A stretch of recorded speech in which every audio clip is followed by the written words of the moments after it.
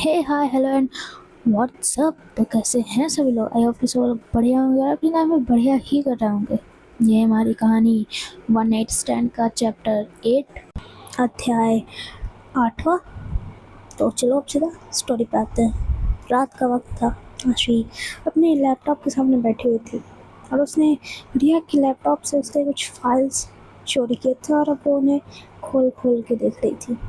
रिया के past life के files, कुछ ऐसे फाइल्स जिसमें उसके राज छुपे हुए थे।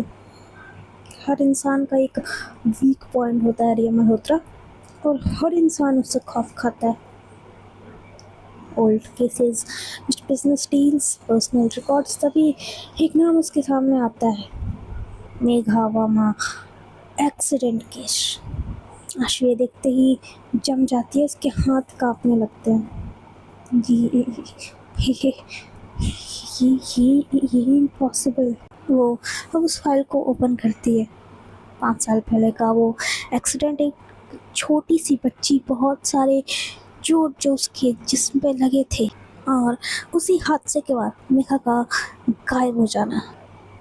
तभी एक नाम, ड्राइवर का नाम, रिया मल्होत्रा।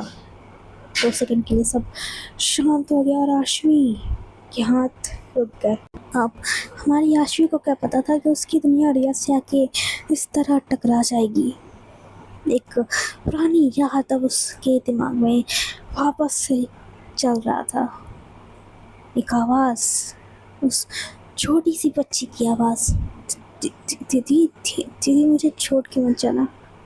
हॉस्पिटल कॉरिडोर में डॉक्टर्स का यहाँ से वहाँ भागना, ब्लड डोनेशन के लिए एक परेशानी, और मेघा की आवाज़। अब ये सब आशवी के सामने वापस आ जाता है।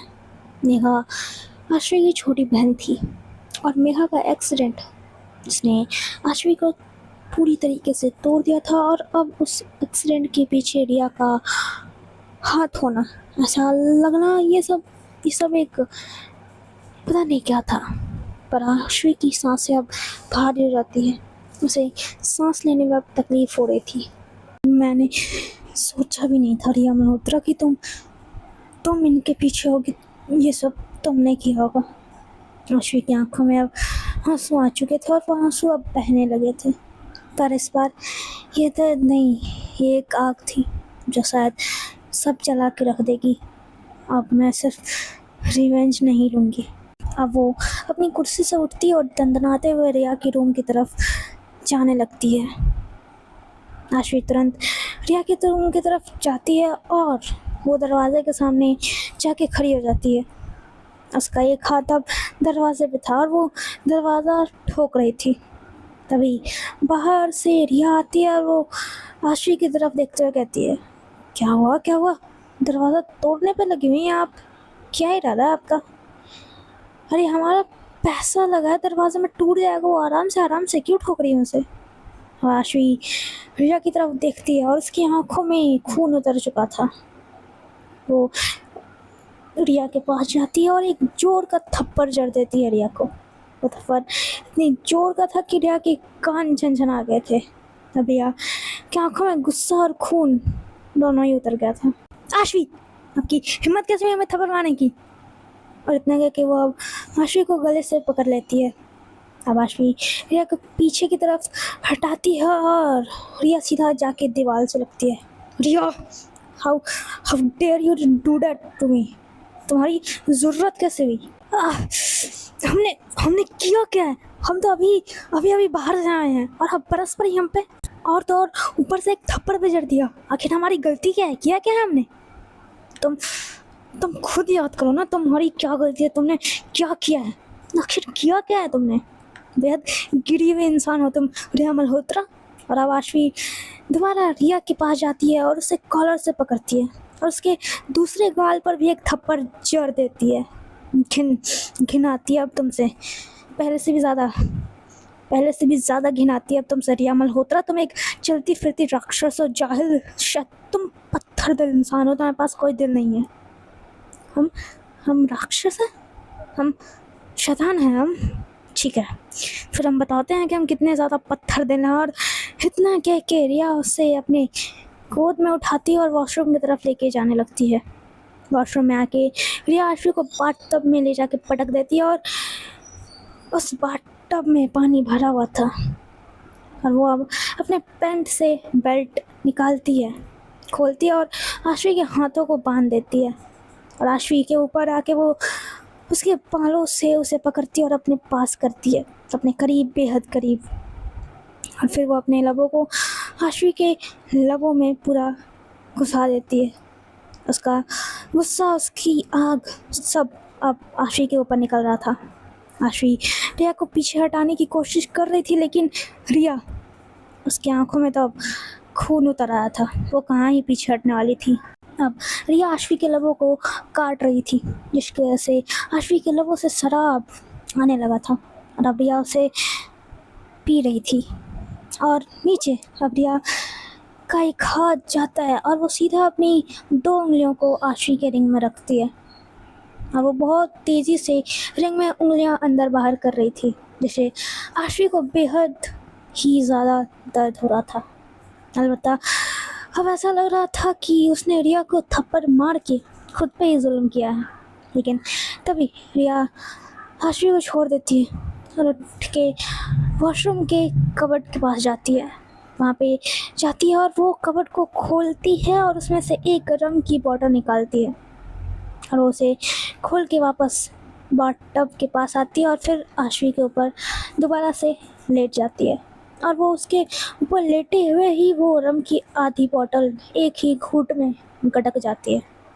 वो पी चुकी थी आधे से ज़्यादा रम और फिर वो आशवी के मुंह के पास जाती है और फिर उसके ऊपर वो अब दोबारा अपना कहर बरसाने लगी थी और वो बोतल को नीचे रखती है और दोबारा अपने हाथों को नीचे ले जाके रिंग में उंगलियां अंदर बाहर करने लगती है दोबारा, जिसे आशवी की आंखों से अब आंसू निकल रहा था। उसे ये महसूस हो रहा था कि उसने ये सब थप्पड़ जो मारा था ये उसे खुद पे ही भारी पड़ रहा था।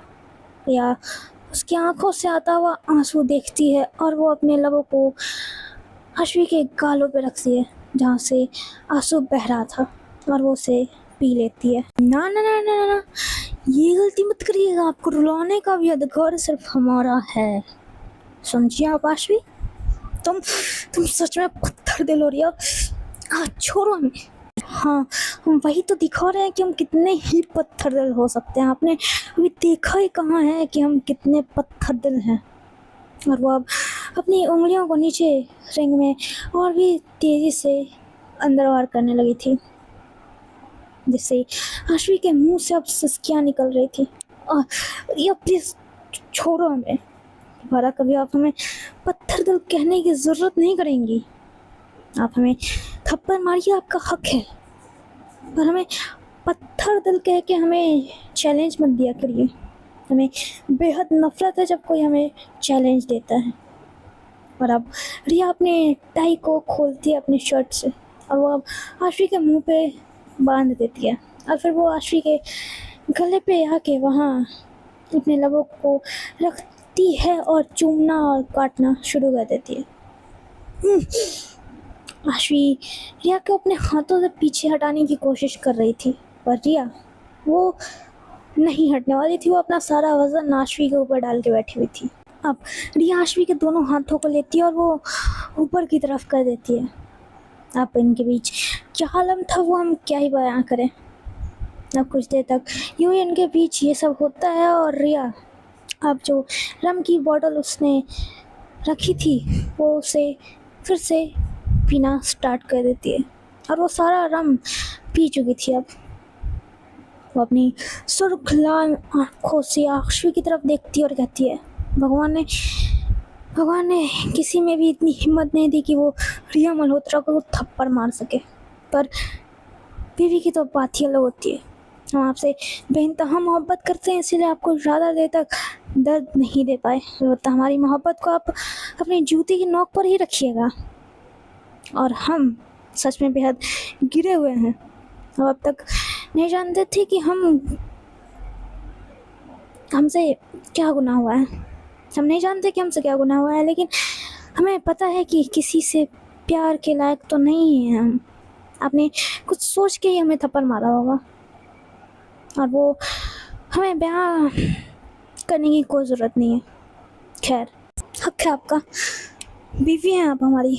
ये सब कहते हुए रिया के हाथ का शिकंजस कांच के बॉटल पे अब कस गया था। वो इतनी ज़ोर से कसा हुआ था कि आलम यह था कि वो बॉटल अब रिया के हाथों में टूट ही जाएगा।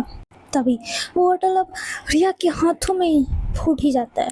चूर चूर हो चुका था वो बॉटल अब रिया के हाथों में, और उसके ढेरों सारे कांच रिया के हाथों में आके गिर चुके थे। उसके हाथ से खून की धारा बहने लगी थी, और वो खून टप टप करके अब नीचे फर्श पे गिर रहा था। लेकिन रिया उस कांच को नहीं छोड़ती है। वो उसे और भी ज़्यादा अपने हाथों में दबाने लगी थी। वो उसे कस लेती है अपने हाथ में, और आशवी की तरफ देख के कहती है, उसकी आंखों में एक अजीब सा दर्द था।